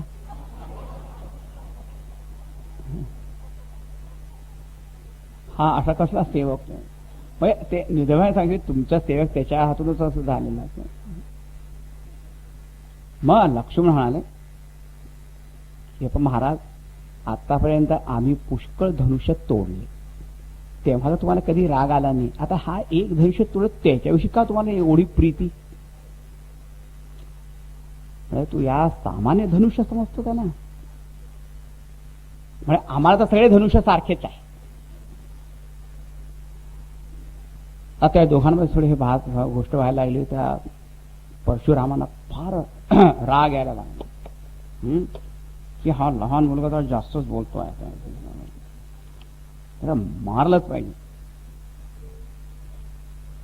पण त्यावेळेस कधी विश्वामित्र ऋषींनी कधी रामचंद्रांनी त्यांचं थोडं शांती संतन केलं.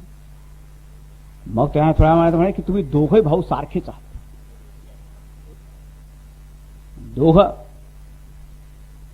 आणि आज काय माहिती हे असा कुठार माझ्या हातामध्ये आहे परशुराम तुझ्या अंगावर पडत कसा काय नाहीये. मला माझ्यामध्ये दया कशी काय येते आहे मला समजत नाही.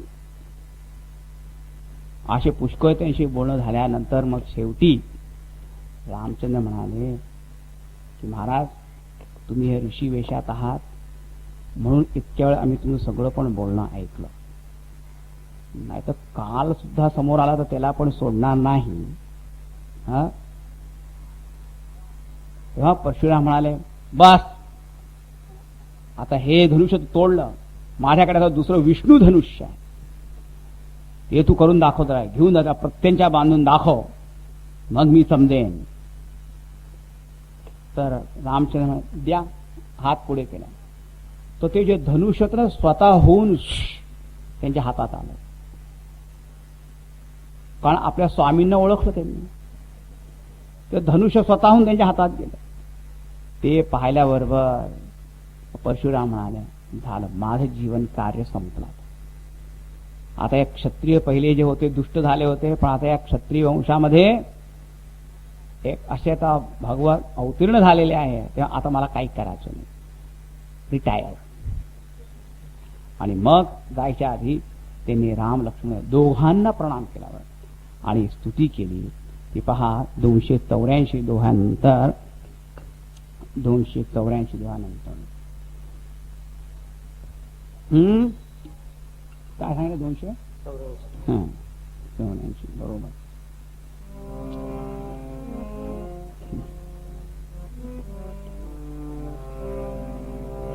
जय रघुवंश बनज बन भानु गहन दनुज कुल दहन कृसानु जय सुर विप्रधेनु हितकारी जय मद मोह कोह ब्रह्महारी विनयशील करुणा गुण सागर जयति वचन रचना अति नागर सेवक सुखद सुभग सब अंगा जय शरीर छवि कोटि अनंगा करऊ काह मुख एक प्रशंसा जय महेश मन मानस हंसा अनुचित बहुत कहेऊ अज्ञाता क्षमहु क्षमा मंदिर दो भ्राता कही जय जय जय रघुकुल केतु भृगुपति गए बनहि तप हेतु अपभय कुटिल महीपड रामे जह तह कायर गवहि परानी देवन दीनी दुंदुभि प्रभु पर बरसहि फूल हर्षे पुर नर नारी सब मिटी मोहमय या रामचंद्र की पवन सुत हनुमान की बोलो सब संतन की त्यांची स्तुती केली. दोघांना क्षमा पण मागितली. आम्ही की मी अनुचित वचन बोललो, क्षमा करा. आणि मग स्वतः ते तप करण्यासाठी निघून गेले. आता आनंद झाला. आता काय आहे तर परशुरामांनी सुद्धा जेव्हा राम लक्ष्मणांना प्रणाम केला तर आता हे दुसरे राजा लोकांना काहीच उपाय दुसरा राहिला नव्हता. Better late than never. Some sense prevailed on them. Good sense prevailed on them. थोडी सद्बुद्धी आली. आता काही बोलायची गरज नाही. अच्छा, आता हे सीताराम जो विवाह आहे आणि परब्रह्म परमात्मा आणि आदिशक्ती हे कधीच निर्णय नाहीये. तर नेहमी यांचा विवाह होणार तर त्यांचा होणारच नेहमीच. अच्छा, एक हा भाव निर्माण झाला. दुसरे त्याचा भावना काय आहे, अभिप्राय काय आहे की रामचंद्रजी कसे आहे ज्ञान स्वरूप आहे आणि सीताजी कसे आहे भक्ती स्वरूप आहे. तर ज्ञान आणि भक्ती यांचा विवाह झाला पाहिजे.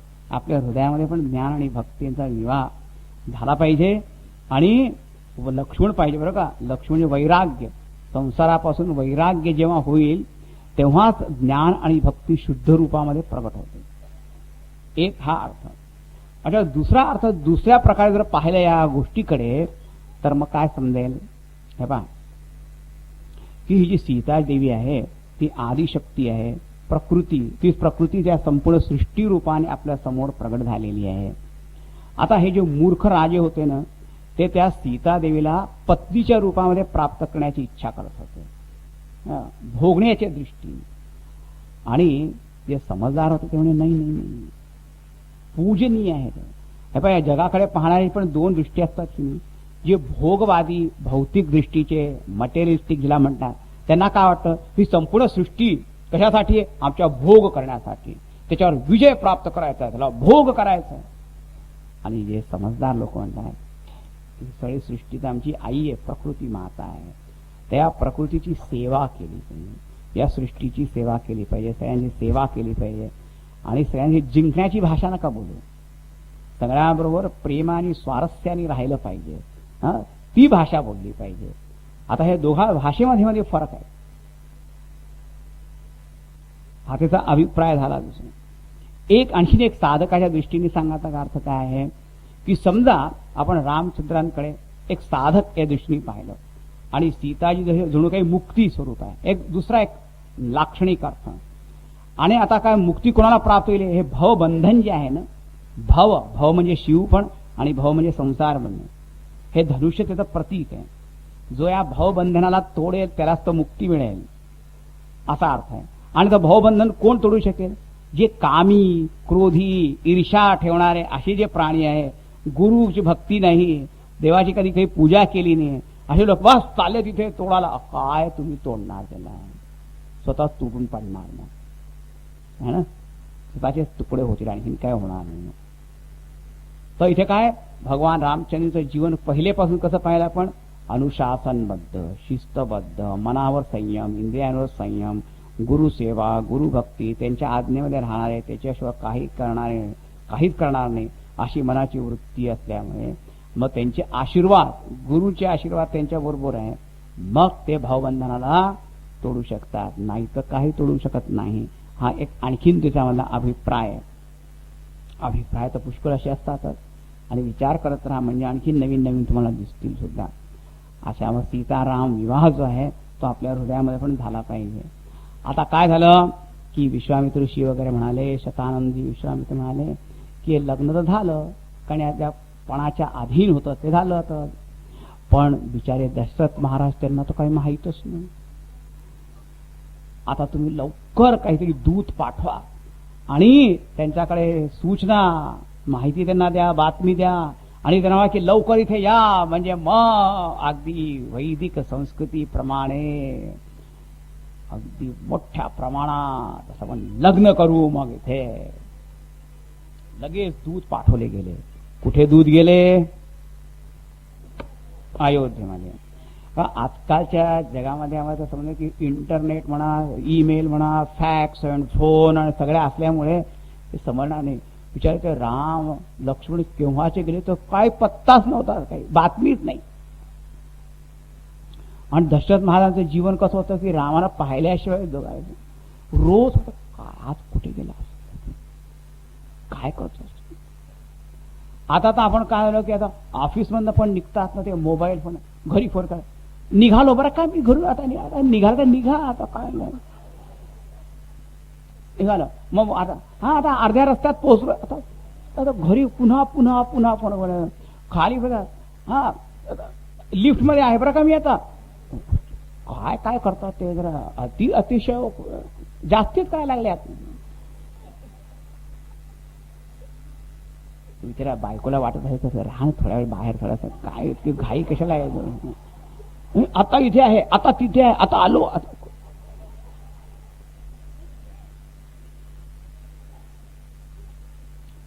आता पण त्यावेळेस काही नव्हतं, किती ते महाराज दशरथ इतक्यात पुढे आला आणि जनकपुरीहून दूत आले.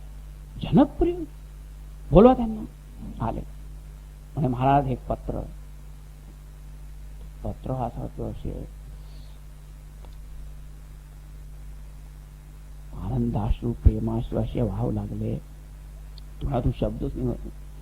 भरत आणि शत्रुघ्न त्यांनी ऐकलं की कोणी दूत आले आहे, धावत धावत आले. काय ते पत्र त्यांना पण हे भरत शत्रुघ्न जे आहे ना, हे गुप्त प्रेमी बरं का. लक्ष्मण कशा प्रकट दाखवायचे, हे जास्ती बोलायचे नाही, पण नेहमी त्यांची इच्छा कशी आहे की नेहमी राम दिसत राहावे.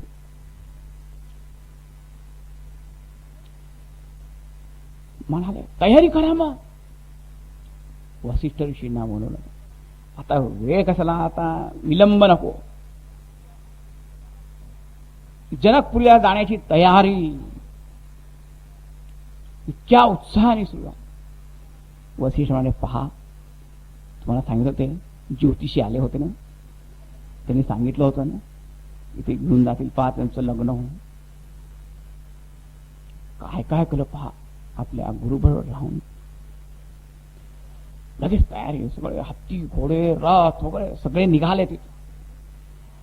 आणि पूर्ण वाटेमध्ये तेव्हा सीतादेवींनी काय केलं होतं, आपल्या शक्ती प्रेरित करून जिथे जिथे जसे जात होते राहण्याची खाण्यापिण्याची हे सगळी व्यवस्था होत होती. मला समजलंच नाही की कोण व्यवस्था करते सगळं. काय महाराज जनक एवढे मोठे, त्यांनी सगळ्या ठिकाणी आमची व्यवस्था केलेली आहे. महाराज जनकांना पण माहित नाही, फक्त रामचंद्रांना माहित होतं की कोणी व्यवस्था केली सगळ्या ठिकाणी. मग पोहोचले ते. आता मग राम लक्ष्मण भरत शत्रुघ्न भेटले असतील एकमेकांना, सांगता येत नाही ना. आता मग राम आणि सीता यांचा विवाह होणार. मग एक मीटिंग झाली. कोणाची झाली? विश्वामित्र, वसिष्ठ आणि शतानंद आणि जनक महाराज यांची एक मीटिंग झाली होती. आम्ही की हे पा महाराज, आमच्याकडे 4 भाऊ बरं का, 4 मुलं, राम लक्ष्मण भरत शत्रुघ्न, आणि तुमच्याकडे पण 4 मुली आहे, पण 2 मुली तुमच्या आणि 2 भाऊ आहे कुशध्वज, त्यांच्या पण 2 मुली आहे, त्या 4ही बहिणी तिथे आहे. तर त्या सगळ्यांचं लग्न एकाच वेळेस का नाही करायचं. जनक महाराज म्हणाले अरे वा, आनंद म्हणजे आनंद. पहिले तर एक आनंद, मग द्विगुणी, मग त्रिगुणी, चतुर्गुणा, चौगुणा असं म्हणतात ना हिंदीमध्ये. दिन दुना रात चौगुणा असा आनंद वाढत गेला. लवकर करा आता. राम आणि सीता, लक्ष्मण आणि उर्मिला, भरत आणि मांडवी, आणि शत्रुघ्न आणि श्रुतकीर्ती. एका लग्नामध्ये 4 लग्न झाले.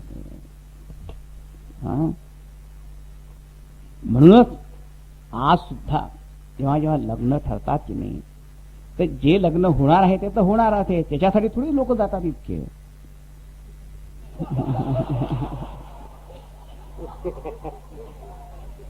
हे सगळे वर पक्षाकडनं वधू हे जे लग्न जेच होते त्याच्यासाठी जातच नाही का, ते तर झालेलंच आहे. आणखीन कोणी जोडी जमतात का ते पाहत असतात. म्हणून सगळ्यांना जाण्याची फार हौस असते. आणि कधी कधी असं होतं सुद्धा, एका लग्नामध्ये आणखीन दुसरं पण लग्न होत. रामायण काल पासून ही प्रथा सुरू झाली होती. आहे 4 लग्न आहे. मग तेव्हा सगळं पाणी ग्रहण संस्कार त्याचं तर किती पुष्कळ वर्णन तुलसीदासांनी केलेलं आहे. मग काय, अब्रवीत जनको राजा कौसल्यानंदवर्धनम इयं सीता मम सुता सहधर्मचरित प्रदिच्छचैनं भद्रं ते पाणिं गृह्णीष्व पाणिना पतिव्रता महाभागा छायेवानुगता तव.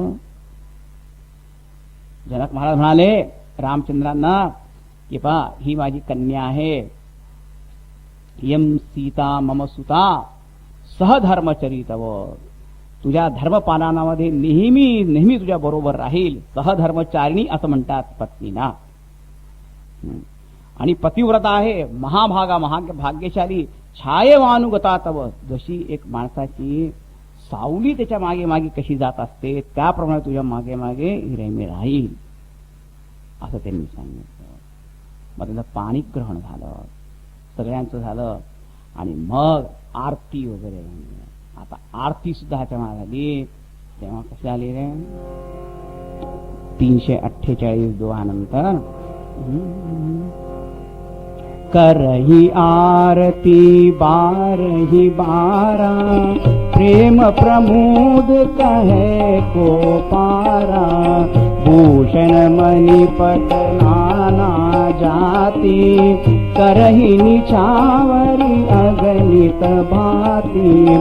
वधुन समेत देखी सुत चारी, परमानंद मगन महतारी। पुनि पुनि सिय राम छवि देखी, मुदित सफल जग जीवन लेखी।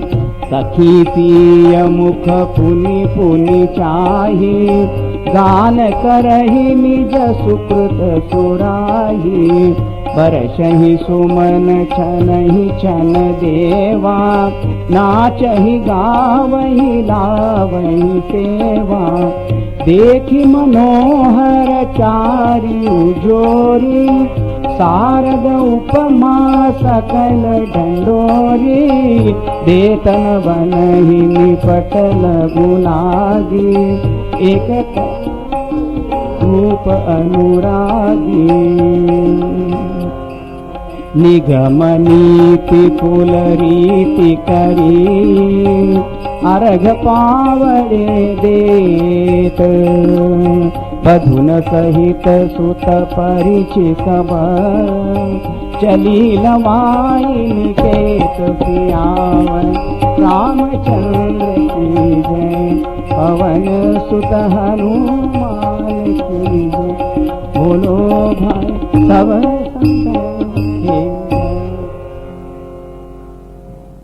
करही आरती बारही बार, पुन्हा पुन्हा सगळ्यांची ते आरती तिथे केली गेली बरं का. सगळे आनंद आनंद तिथे चाललेला आहे. आनंदाचं वर्णन पण काय करणार. आणि सगळे देवता वगैरे सगळे तिथे जमलेले, गंधर्व अप्सरा सगळे तिथे आलेले. हे सगळं झाल्यावर भोजन वगैरे असते, त्या भोजनाचा पण खूप वर्णन दिलं. तिथे असं असताना सगळं देताना गाणे पण म्हणतात, थोडं थोडे शिव्या पण देतात प्रेमाने. असं सिद्धवाडीमध्ये आम्हाला माहिती आहे, हिमाचल प्रदेश लग्नाला जायचं तिथे कुठे कुठे बोलत एक गावातले, तिथे आम्ही ऐकतो कुठे गाणं बरं का. ते वधू पक्षाचे पंगत बसली तिथे, सगळे वर पक्ष खातात आहे जेवता, इकडे तिथे आग्रह पण करतील. आणि गाणं काय म्हणत होतं माहिती आहे, अजून पण मला आठवतं. ज्यादा मत खाओ पेट दुखेगा, ज्यादा मत खाओ पेट दुखे. आणि इकडे आग्रह करून वाटात पडायचे आनंदी आनंद. मग आता हे दिवस जाऊ लागले, तेव्हा शेवटी एक दिवस वसिष्ठ ऋषी वगैरे सगळे म्हणाले राजा जनकजींना की महाराज आता आता अयोध्येला जायची आता परवानगी द्या. थोडे दिवस करता तर पुष्कळ दिवस झाले. आता शेवटी असे I think that is enough is enough. म्हणे महाराज तुमचं प्रेम खूप आहे, पण आता अयोध्यावासी सुद्धा ते सुद्धा उत्सुक झालेले आहे, आणि हे पण कसं चालणार, असं नेहमी इथेच तर नाही राहू शकत. तर म्हणे अच्छा ठीक आहे. त्यांना अगदी आवडत नव्हतं ते. सगळेजण हे जनकपूरचे सगळे वासी किती आनंदित होते. पूर्ववासी असं राम लक्ष्मण भरत शत्रू ते तर जाणार, पण आमच्या कन्या पण जाणार. काय राहिलं काय. पण आता काय करायचं, गती अशी संसार आहे गती. आणि मग तयारी झाली, निघाला परत जायला. जनक महाराज राज्याच्या सीमेपर्यंत पोहोचवायला आले. आणि मग दशरथ महाराज म्हणाले आता महाराज आता तुम्ही पण तुमच्या राज्याचा, आम्ही पण तो पुढे जातो. एकमेकाच्या संबंधात झाल्यामुळे दोघांनाच असं वाटलं की आम्हाला एक नवीन महिमा प्राप्त झाली. असं दशरथ महाराजांना असं वाटलं नाही की आम्ही यांच्यावर उपकार केले आहे, त्यांना असं वाटलं नाही की असे उपकार. त्यांना दोघांना वाटलं की तुम्ही आमचा संबंध स्वीकार केला, त्यामुळे दोघे एकमेकाला धन्यवाद देत होते. अशी देत आहे. जनक महाराज म्हणतात आमच्या कन्या आहे, कधी यांच्यात चूक वगैरे झाली तर त्यांना क्षमा करून. सगळं झालं बोलणं. मग आता ते निघाले आणि सगळे जण आता अयोध्येमध्ये येऊन पोहोचले. आता मग अयोध्येमध्ये आल्यावर मग तिथला आनंद पुन्हा एक दुसरा आहे. उत्सव वातावरण. आणि या बालकांडाची प्रथम सोपायाची समाप्ती करताना आणि तुलसीदासजी काय म्हणतात पहिले त्यांनी काय म्हटलं होतं, स्वांत सुखाय तुलसी रघुनाथ गाथा भाषा निबंधमती मंजुल मात नोती. स्वांत सुखाय मीची रचना केली. पुढे काय म्हटलं, मोरे मन प्रबोध येई होई भाषाबद्ध करविमय सोयी मोरे मन प्रबोध येई होई. हे सगळे रामायण रचना मी भाषेत करतो आहे मला बोध होण्यासाठी. आता काय म्हणताय शेवटी हे पाहता, निज गिरा पावनी करण कारण. शेवटचा छंद एकदम बालकांडाचा. निज गिरा पावनी करण कारण राम जसु तुलसी कहो रघुवीर चरित अपार वारिधि पार कवि कौने लयो उपवीत ब्याह उछाह मंगल सुनी जय सादर गावही वैदेही राम प्रसाद तेजन सर्वदा सुख पावई निज गिरा पावई.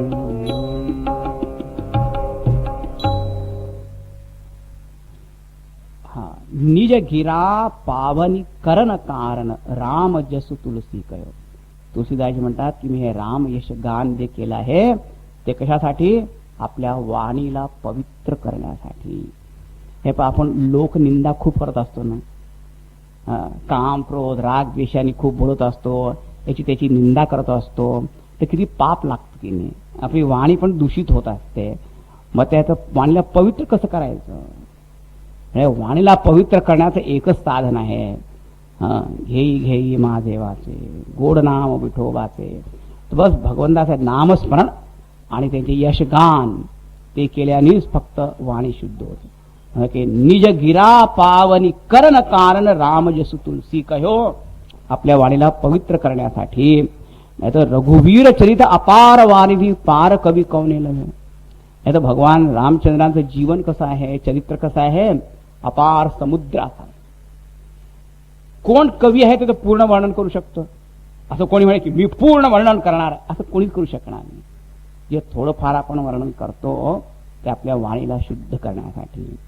मग आता ती फलश्रुती काय आहे की उपवीत ब्याह उछाह मंगल सुनी जे सादर गावही.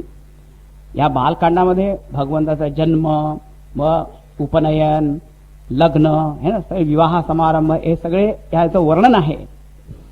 तर जे लोक सुनी जे सादर गावही आदरपूर्वक जे श्रवण करतात, त्याचं गान करतात, मग वैदेही राम प्रसाद तेज सर्वदा सुख पाव.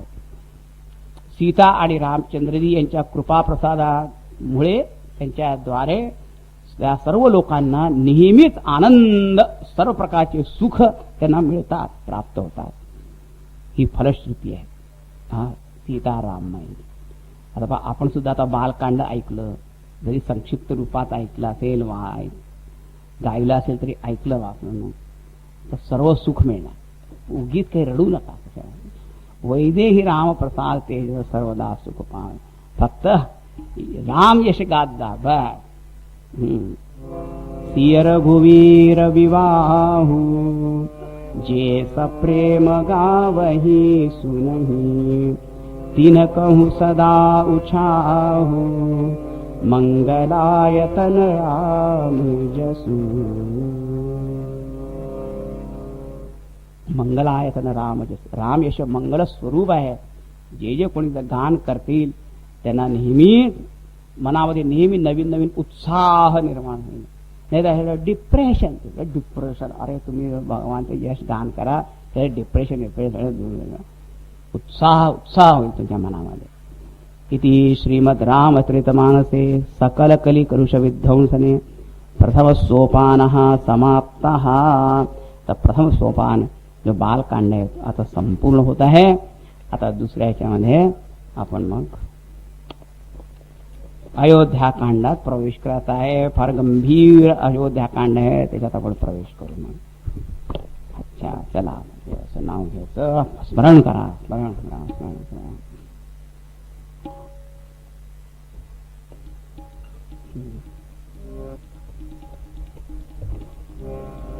श्रीराम जय राम जय जय राम. श्रीराम जय राम जय जय राम.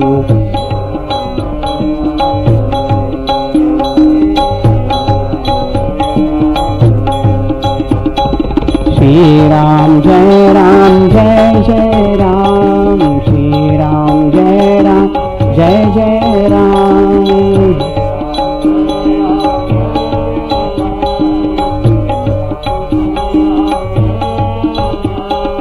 श्रीराम जय राम जय जय राम. श्रीराम जय राम जय जय राम.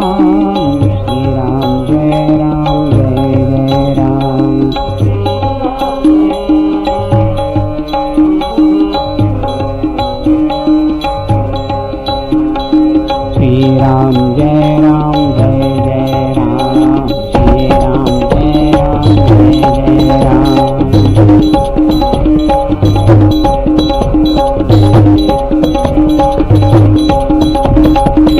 श्रीराम जय राम जय जय राम. श्रीराम जय राम जय जय राम.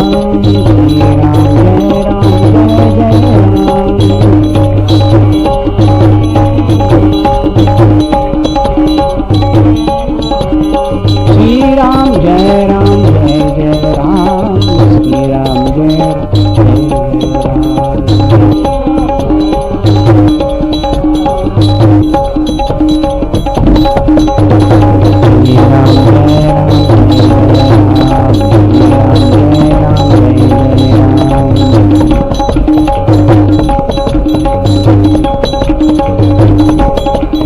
श्रीराम जय राम जय जय राम. श्रीराम जय